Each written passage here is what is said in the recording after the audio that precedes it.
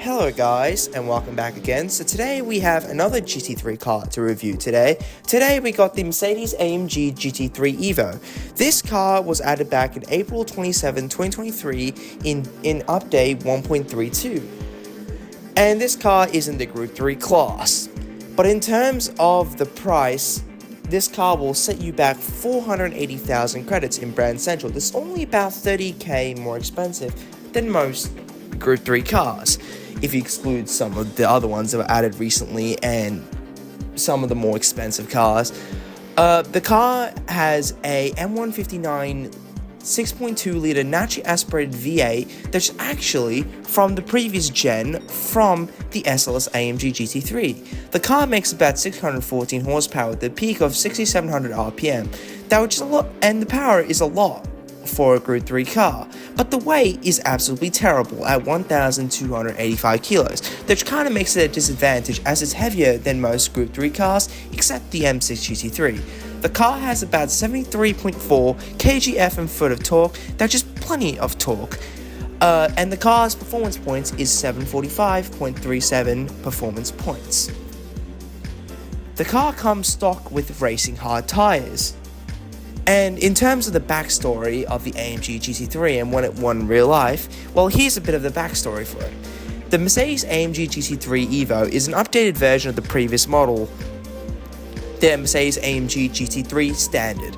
The upgrade includes a new automatic data logger and analysis system, a function to automatically start the engine when the car is lowered from its inbuilt air jacks, along with new brake and traction control systems. The design was updated in line with the new AMG GT3 road car. The changes were made, the new headlamps, a new grille, and with the latter proving better protection for the radiator. The front splitter and rear wing were tweaked in order for faster adjustments. The car uses the same 6.2-litre V8 engine as the standard AMG GT3 instead of the 4-litre V8 you get from its road car. The engineers said why they kept the engine was because of its reliability and user-friendliness. Mercedes famously returned to Le Mans in the LM GT3 class after the 1999 disaster with the Mercedes CLR GTR. In terms of all wins and wildly successful championships, the Mercedes AMG GT3 won the GT World Challenge Global Manufacturers Championship for 6 years in a row, 2020 to 2025, beating Porsche, BMW, and Ferrari in their own game. It also won the world's toughest 24-hour and 12-hour races, including the Nürburgring 24 hours, Spa 24 hours, and the Daytona 24 hours in 2021 and 2024 in the GTD class. It famously won the Bathurst 12-hour 4 times, 2022, 2023, 2024, and 2026. A special version of the AMG GT3 Edition 130Y Motorsport was made to set a GT lap at Mount Panorama with a staggering 156.6 with the GOAT himself, Jules Gounon, behind the wheel. Now for my thoughts on the car and if it's actually worth it. Well, I think the car is absolutely fantastic, especially at the Nürburgring. The car drives absolutely phenomenal and doesn't oversteer or understeer like any other car and actually responds to the way you're driving. It feels extremely balanced and really easy to drive despite being 1,285 kilos, that's just extremely heavy. It's extremely fast through corners and the car's really forgiving to drive. I can actually push the pace more harder compared to other G3 cars, and it actually responds, unlike the 992 G3R, that which in particular is a rear engine and likes to oversteer to hell. Or either the Ferrari 296, where I just struggle with understeer. And the best thing is the cost. It only costs 480,000 credits, which is actually less than the 992 G3R, which is one of the most popular Group 3 cars used in the game, and it's outrageously expensive at $900,000, or the 296 GT3, which is an absolute rip-off of 1 million credits. So definitely the AMG GT3 has the value for money factor.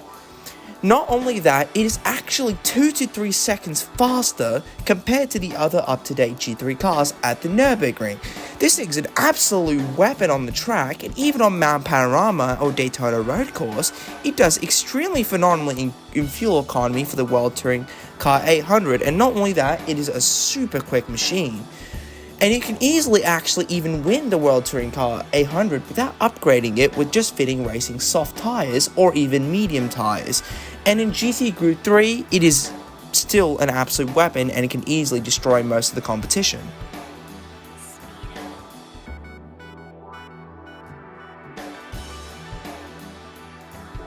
Now, in terms of when you can fully upgrade it, if you up the downforce and you put the high RPM turbocharger, the power will actually go up from 614 horsepower to 789. That's just an absolute ton of power.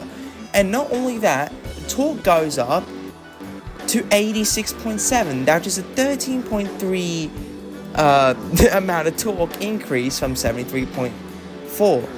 But the car loses a bit of low speed stability. That's just not really good.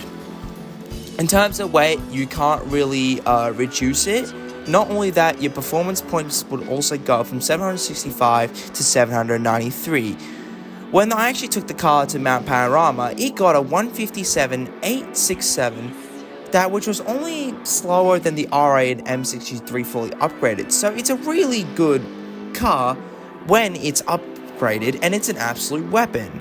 So to conclude, if this car is worth it, I think you should absolutely buy it. I think it's a great car for GT Cup Group 3 or even the World Touring Car 800. And you can pretty much drive it stock, and if you have a really good driver, or if you don't really play on a high difficulty, it's pretty easy to win.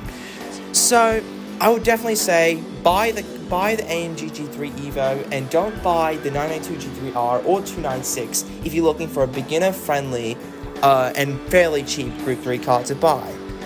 And that is it for the video, and I'll see you in the next one. Goodbye.